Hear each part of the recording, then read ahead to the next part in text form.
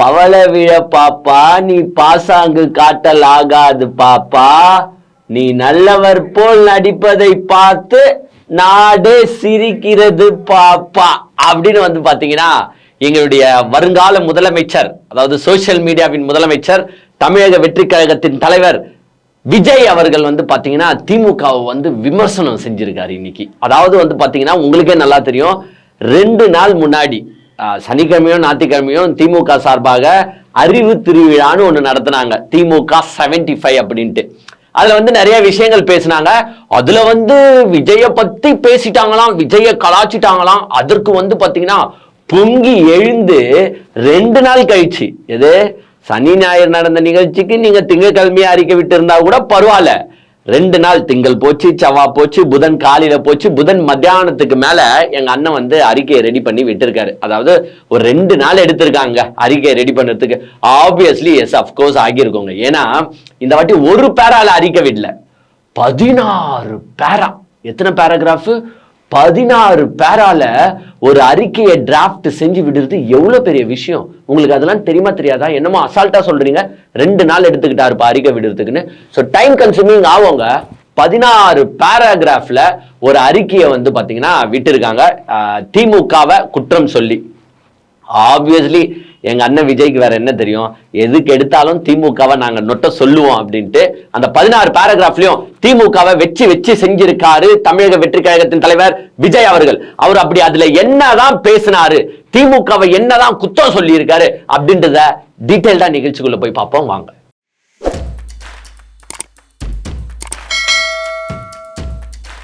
நேத்தே நம்ம ஒரு வீடியோ போட்டிருக்கோம், திமுக 75, அதாவது அந்த அறிவு திருவிழாவை பத்தி உதயநிதி ஸ்டாலின் என்ன பேசினாரு, அந்த நிகழ்ச்சியில என்ன நடந்துச்சு அப்படின்றத டீடைல்டா நேத்தே ஒரு வீடியோ போட்டோம். வீடியோ பார்க்காதவங்க அந்த லிங்கை போய் கிளிக் பண்ணி பார்த்துட்டு வந்துருங்க, உங்களுக்கு தெரியும். அதுல பார்க்கும் போதே தெரிஞ்சிடும் இதுதான் இந்த நிகழ்ச்சியில நடந்திருக்கு, இது பேசியிருக்காங்க, இதை பண்ண சொல்லி இருக்காங்க அப்படின்றது டீடைல்டா உங்களுக்கு அதை பார்த்தாலே தெரிஞ்சிடும். அந்த நிகழ்ச்சி போடும் போது, அந்த வீடியோ நான் போடும் போதே நான் என்ன நினைச்சிட்டு இருந்தேன்னா, என்னடா இது சனி ஞாயிறு நடந்த நிகழ்ச்சிக்கு நம்ம செவ்வாய்க்கிழமை போடுறோமே, ரொம்ப டிலேவா போடுறோம்டா, இப்படிலாம் இருந்தா எப்படி மக்கள் வந்து எப்படி பார்ப்பாங்க, ஒரு நாள் கழிச்சு ஒரு வீடியோ போட்டா எப்படி பார்ப்பாங்க அப்படின்னு நினைச்சிட்டு ஒரு மன வருத்தத்திலே தான் போட்டேன். பட் இருந்தாலும் மக்கள் வந்து ஒரு ஆதரவு கொடுத்தாங்க. நானே லேட்டுன்னு நினைச்சு அந்த வீடியோ போட்ட வேலையில என்னை விட லேட்டா ஒருத்தர் வந்து அறிக்கையை விட்டு இருக்காரு. அதுதான் வந்து விஜய். அவர் என்ன சொல்லியிருக்காருன்னு பாத்தீங்கன்னா, அந்த அறிக்கையில திமுக வந்து இவரை மட்டும் தான் நினைச்சிட்டு இருக்காங்க. திமுக வந்து இந்த மக்கள் சேவை, இந்த சமூக பிரச்சனைகள், இதை பத்திலாம் எதுவுமே கேர் பண்ணலங்க. என்ன பத்தியே தான் நினைச்சிட்டு இருக்காங்க, என்ன பத்தியே தான் மூளையில வச்சுட்டு இருக்காங்க. அதாவது அவர் என்ன கொஸ்டினிங் பண்றாருன்னா, அது அறிவு திருவிழாவா இல்ல அவதூறு திருவிழாவா? எப்படி என்ன பத்தி நீங்க பேசுறதுக்காக நடத்தின திருவிழா தான் அது வந்து நீங்க அறிவு புகுட்ட வந்து நடத்தல, என்ன பத்தி அவதூறு பேசதான் நீங்க நடத்துனீங்க அப்படின்ட்டு வந்து யார் சொல்றாங்கன்னு பாத்தீங்கன்னா விஜய் சார் சொல்றாரு. ஆக்சுவலா இந்த 16 பேராகிராஃப விஜய் படிச்சாரான்னு எனக்கு தெரியல ஆக்சுவலா. ஏன்னா ஆப்வியஸ்லி ஒரு 4 லைன் இருக்கிற பேராகிராஃபே நம்ம ஆள் படிப்பாரான்னு எனக்கு தெரியல. ஏன்னா அந்த 16 பேராகிராஃபை படிக்கிறதுக்கு எனக்கே கிட்டத்தட்ட வந்து என்னடா இவ்வளவு எழுதிருக்காங்கன்னு பொறுமையா உட்காந்து படிச்சேன். விஜய் கண்டிப்பா படிச்சிருக்க மாட்டாருன்ற ஒரு நம்பிக்கை எனக்கு இருக்கு. ஏன்னா அதுல அவ்வளவு இருந்துச்சு. ஃபர்ஸ்ட் நான் வந்து தமிழக வெற்றி கழகத்தை ஒண்ணு கேட்கணும். ஏன்னா அதுல என்ன சொல்லியிருக்காங்கன்னா, அவதூறு பேசுறாங்க. என்ன அவதூறு ராசா உங்களை பத்தி அதுல பேசியிருக்காங்க? எதுனா ஒரு குறிக்கோள் போட்டு நீங்க காட்டியிருக்கணும். உதயநிதி ஸ்டாலின் வந்து இப்படி பேசிட்டாரு, இல்ல ஸ்டாலின் வந்து இப்படி பேசிட்டாரு, எங்க மேல வந்து வீண் அவதூறு போட்டுட்டாங்க அப்படின்ட்டு எதனா கொட்டேஷன் மார்க்ல போட்டு காட்டியிருந்தீங்கன்னா நான் உங்களை பாராட்டுறேன். என்ன அவதூறு பேசினாங்க? ஏன் இப்படி அழுவுறீங்க? அழுமூஞ்சி அரசியல் பண்ணிட்டு இருக்குங்க இந்த கட்சி. அவதூறு அரசியல் யார் பண்றாங்க தெரியுமா? நீங்க தான் மிஸ்டர் விஜய். ஒரு கை இப்படி நீட்டும் போது அந்த ஒரு விரல் தான் மத்தவங்களை காட்டும், மத்த 4 விரலும் நம்மளதான் பாயிண்ட் அவுட் பண்ணுமா? அந்த அவதூறு அரசியல பண்ணிட்டு இருக்கிறத யாருன்னு பாத்தீங்கன்னா நீங்க தான். தமிழக வெற்றி கழகம் தான். ஒரு மேடைய போட்டு நாகரீகமா எப்படி பேசணும்னு கூட தெரியாம சுத்திட்டு இருக்கிற ஒரு கட்சி நீங்க வந்து திமுக வந்து அவதூறு அரசியல் பேசுதுன்னு நீங்க சொல்லிட்டு இருக்கீங்க. சரி, என்ன அவதூறு பரப்பிச்சுன்னு லாஸ்ட் வரைக்கும் சொன்னீங்களானா? சத்தியமா சொல்ல. அதுல ஒரு வார்த்தை இவர் வந்து ஒரு பேராகிராஃபா பேசியிருக்காங்க, நிறைய பேசியிருக்காரு. அதுல இவர் என்ன சொல்றாருன்னா, இந்த ஆட்சி வந்து எப்படி இருக்குன்னு பாத்தீங்கன்னா அதிகார மமதையில வந்து இந்த ஆட்சி ஆடிட்டு இருக்கு, இந்த கட்சி வந்து அதிகார போதைன்ற மாதிரி சொல்லிருக்காரு. அந்த அதிகார போதையில அந்த கட்சி ஆடிட்டு இருந்துச்சுன்னா மிஸ்டர் விஜய், கரூர் சம்பவத்தப்ப ஓடி போனீங்க பாத்தீங்களா, அப்பவே வந்து ஃபர்ஸ்ட் அரெஸ்ட் யார் தெரியுமா பண்ணிருப்பாங்க? உங்களை தான் பண்ணிருப்பாங்க மிஸ்டர் விஜய்.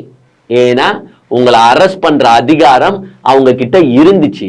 அப்படி உங்களை பழி வாங்கணும்னு நினைச்சாலோ, உங்க மேல ஆக்ஷன் எடுக்கணும்னு நினைச்சிருந்தாலோ, நீங்க சொன்ன அதிகாரம் அம்மதை அவங்க கிட்ட நிறைய இருந்திருந்தாலோ ஃபர்ஸ்ட் அரெஸ்டே நீங்க ஆகியிருப்பீங்க.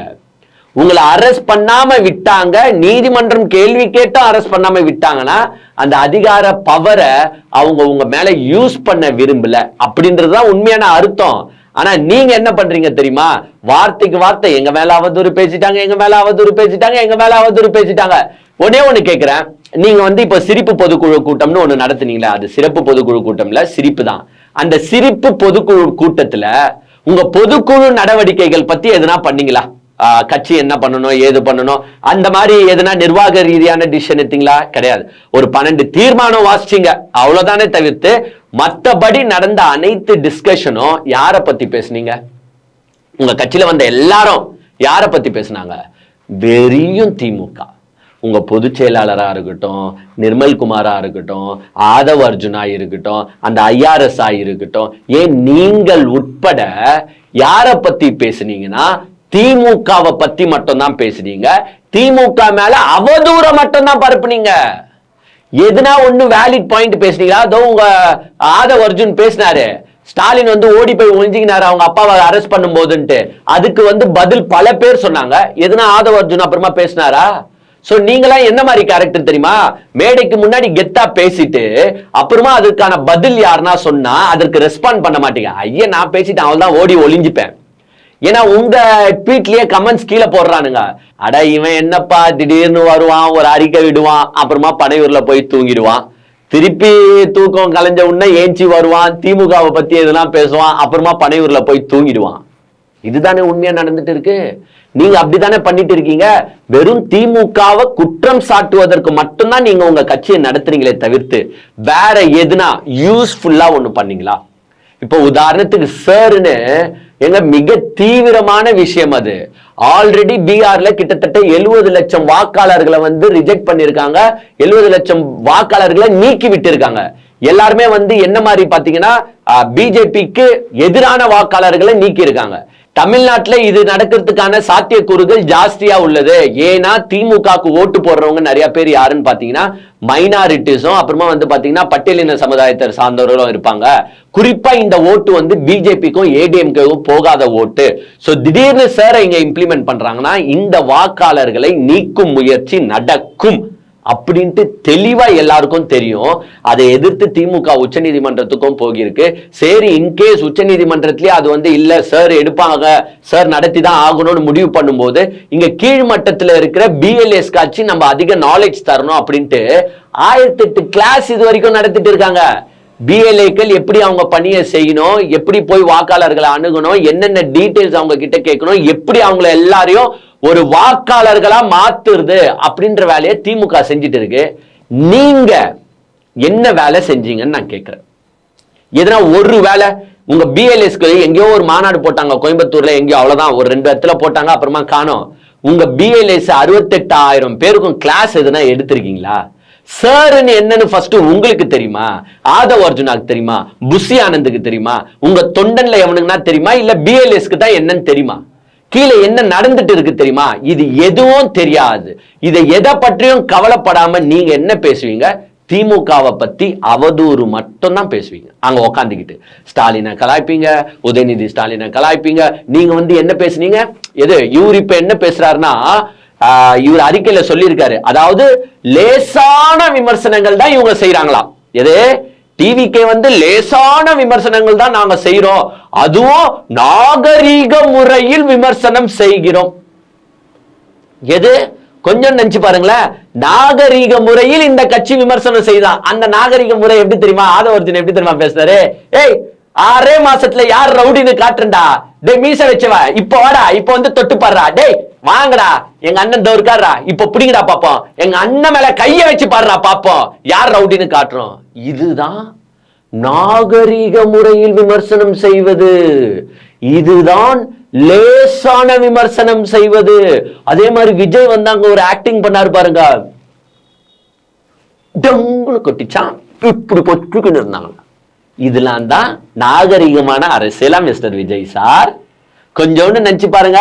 அங்க உதயநிதி ஸ்டாலின் பேசுறது 2 வார்த்தை தான். எது? 2 வார்த்தை. என்ன சொன்னாரு அவரு? இது அட்டையால் செய்யப்பட்டது. அதாவது அந்த எக்ஸிபிஷன்ல தாஜ்மஹால் அதெல்லாம் சொல்லிட்டு, இது அட்டையால செய்யப்பட்டது, காத்தடிச்சா விழுந்துரும். இவ்வளவுதாங்க சொன்னாரு. காத்தடிச்சா விழுந்துரும். அது எஸ், ஒரு குறிப்பிட்டு ஒரு கட்சியை சொன்னார், அவ்வளவுதான். இந்த விமர்சனத்தை கூட தாங்க முடியாம ட்ரிகர் ஆகி 16 பேராகிராஃப் கொண்ட ஒரு அறிக்கையை விடுறீங்களே. ஏன்னா நீங்க யார வேணாலும் விமர்சனம் செய்யலாம், நீங்க யார வேணாலும் அசிங்கமா பேசலாம், நீங்க யார வேணாலும் அசிங்கமா திட்டலாம். ஆனா உங்களை எதிர்த்து ஒருத்தர் பேசிடக்கூடாது. பேசினா இப்படி உக்காந்து கதறி அழுதுன்னு இருப்பீங்க. அட அழுமூஞ்சி அரசியல்வாதிகளா, அழுமூஞ்சி அரசியல்வாதிகளா. இதே நீங்க சிரிப்பு பொதுக்குழு கூட்டம் நடத்துனீங்க, அவ்வளோ கொள்ள கேள்வி, அவ்வளோ நெகட்டிவிட்டி பேசுனீங்க, ஃபுல்லா அவதூறா பரப்புனீங்க, திமுகவை எதிர்த்து பேசிட்டு இருந்தீங்க. திமுக இருந்து யாருன்னா ஒருத்தர் அதுக்கு ரெஸ்பான்ஸ் பண்ணாங்களா? அதுக்கு ரிப்ளை பண்ணாங்களா? உதயநிதி ஸ்டாலின் கிட்ட மைக் எடுத்துட்டு போனாங்க, சார் சார் விஜய் இப்படி பேசிருக்காரு, ஆதவ அர்ஜுன் இப்படி பேசிருக்காரு, அட போங்கப்பா நீங்களா அதை வேற வேலை வெட்டி இல்லையா உங்களுக்கு? அவர் பாட்டு வேலையை பார்த்து போட்டாரு. ஏன்னா உங்க கட்சியையும் சரி உங்க விமர்சனங்களையும் சரி யாரும் மதிக்கிறது கிடையாது திமுக இருந்து. அங்க திமுக மீட்டிங், இந்த பவள இது அறிவு திருவிழா நடந்துச்சு, இங்க யாருன்னா உங்க பேரையாச்சும் சொன்னாங்களா? உங்க பேரை கூட யாரும் சொல்லுங்க. எங்க அந்த ரேஞ்சில தான் நீங்க திமுக கிட்ட இருக்கீங்க. திமுக என்னமோ உங்களை விமர்சனம் செஞ்சிச்சுன்னு கதையை சொல்லி இருக்கீங்களே, இது என்னன்னு யாருக்குமே புரியல.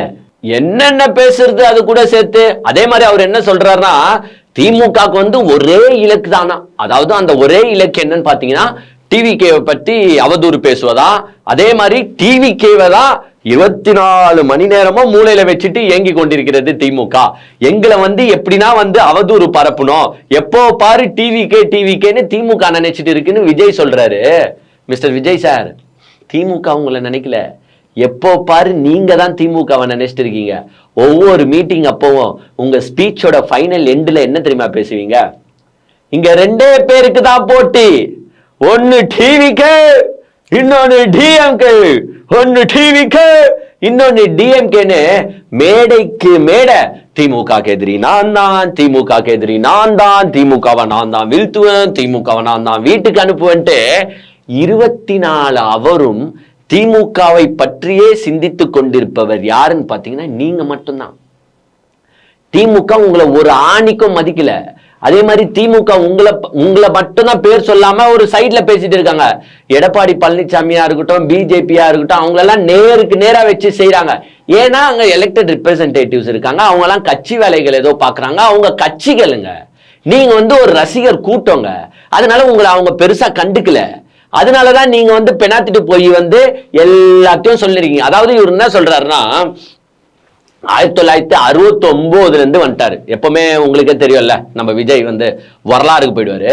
1969 இருந்து ஆஃப்டர் அண்ணா பாத்தீங்கன்னா இந்த கட்சி வெறும் லஞ்சம், அவதூறு, ஊழல், இதை வச்சு மட்டும்தான் இந்த கட்சி வாழ்ந்துட்டு இருக்கு அப்படின்னு யார் சொல்றாரு பாத்தீங்கன்னா இவர் தான் சொல்றாரு. எப்போதுல இருந்தே 1969 இருந்து திமுக ஊழல்ன்றாரு, திமுக அவதூறு அரசியல் தான் செய்யறாருன்றாரு, திமுக இப்படி பண்ணுது அப்படி பண்ணுதுன்றே. அப்புறமா 2021 உங்க ஆதவ அர்ஜுன் சொன்னாரு மேடையில பேசும்போது, 2021 எங்க அண்ணன் கருப்பு சவப்பு சைக்கிள்ல போய் உங்களுக்காக ஓட்டு கேட்டாரு, எங்க அண்ணனை இப்படி கொடுமை பத்துறீங்களேன்ட்டு. ஏன் 2021 சைக்கிள்ல போனாரு? ஏன் கருப்பு ரெட்ல போனாரு? திமுக தான் ஊழல் நிறைஞ்சிருக்குன்னு சொல்றல, திமுக தான் அவதூறின் பெட்டியா இருக்குன்னு நீ சொல்றல, அப்புறமா ஏன் சிம்பாலிக்கா போய் ஓட்டு கேட்டாரு?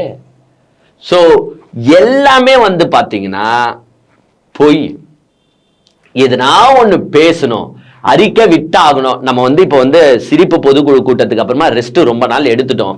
நம்ம வெளி உலகத்துக்கு தெரியணும், இல்லைன்னா நம்மள மறந்துடுவான். திமுகவை பத்தி பேசினா மட்டும்தான் நம்ம ஊர் உலகத்துக்கு தெரியும். மற்ற கட்சி எதுனா எதிர்த்து பேச முடியுமா? ஏன் இப்ப பாம் பிளாஸ்ட் நடந்துச்சு, ஒரு வார்த்தை பிஜேபின்னு, எங்கன்னா ஓரத்துல ஒரு வார்த்தை அமித்ஷான்னு, எங்கன்னா கேட்டீங்களா?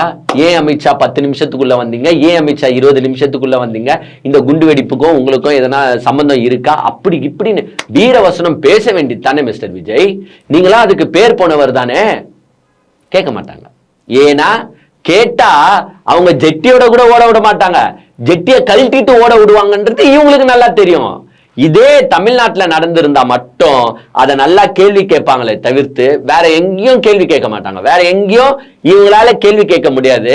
ஆனா இவரு சினிமாக்காரன்றத நிமிஷத்துக்கு நிமிஷம் ப்ரூவ் பண்ணிட்டே இருக்காரு.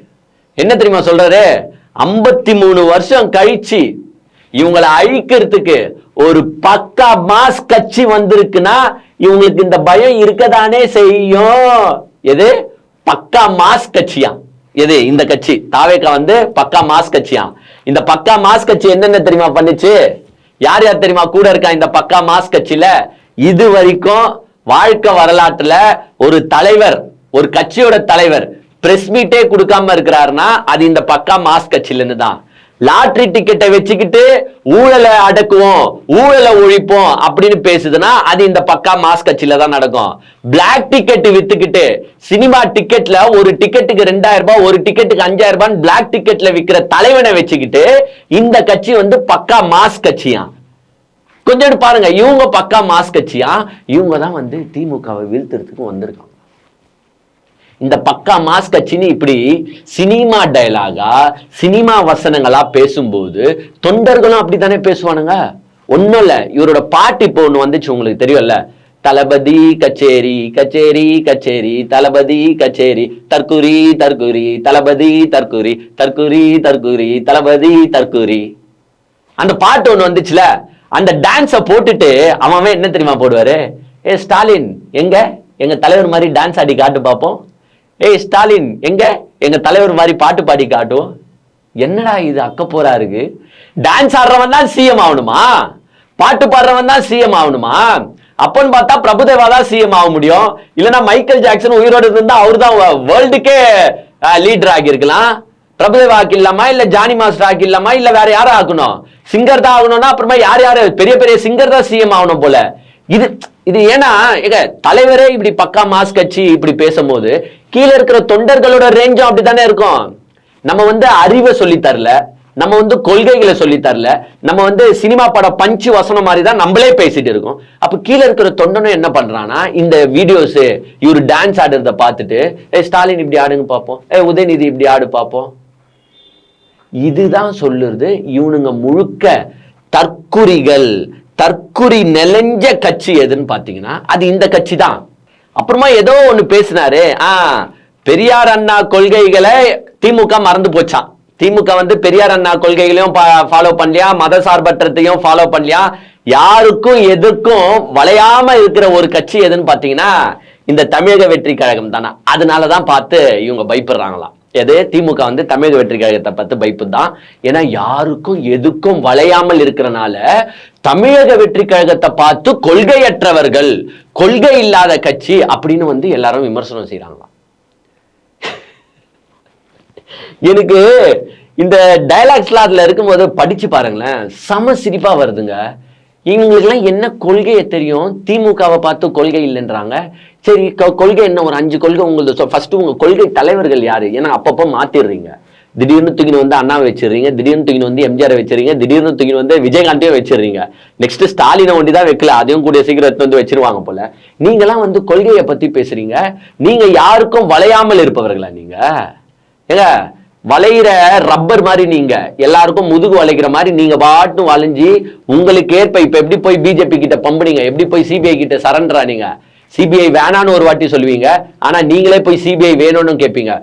சோ கொள்கைன்னா ஒன்னே ஒண்ணு உங்களுக்கு. விஜய் ஃபர்ஸ்ட் நான் என்ன சொல்றேன்னா, எங்க அந்த அட்மின் தயவு செஞ்சு 16 பேராகிராஃப எழுதுறீங்கன்னா எடுத்துட்டு போய் நாங்க படிக்கிறது இருக்கட்டும், விஜய் கிட்ட ஃபர்ஸ்ட் போட்டு காட்டுங்க, படிச்சு காட்டுங்க. விஜய் சார் இதெல்லாம் எழுதி இருக்கிறோம், இதுக்கும் நம்மளுக்கும் ஒன்னும் ரிலேட்டடே கிடையாது, நம்ம இதுக்கு செட் ஆகிற கட்சியே கிடையாது, இருந்தாலும் நான் கொஞ்சம் பவரா எஃபெக்டா இருக்கணும்னு எழுதிட்டேன், போடுவா வேணாவா அப்படின்னு அந்த மனுஷனை கொஞ்சம் கேளுங்க. தூங்கி இருந்தாருன்னா தட்டி எழுப்பி கேளுங்கடா. ஏன்டா இப்படி அழுவுறீங்க உக்காந்தீங்கன்னு? அரசியல்லாம் விமர்சனம் பண்ணுவாங்கடா. பேரை சொல்லி விமர்சனம் இன்னும் ஸ்டார்ட்டே பண்ணல எந்த கட்சியும். திமுக உங்களை தொட கூட இல்லை. இன்னும் இப்படி தொடுறதுக்கு முன்னாடியே இப்படி அழுவுறீங்களே, இன்னும் தொட்டுட்டா என்னென்ன பண்ணுவீங்களா, விட்டுருங்க அப்படின்னு கதறி அழுவீங்க போலியே.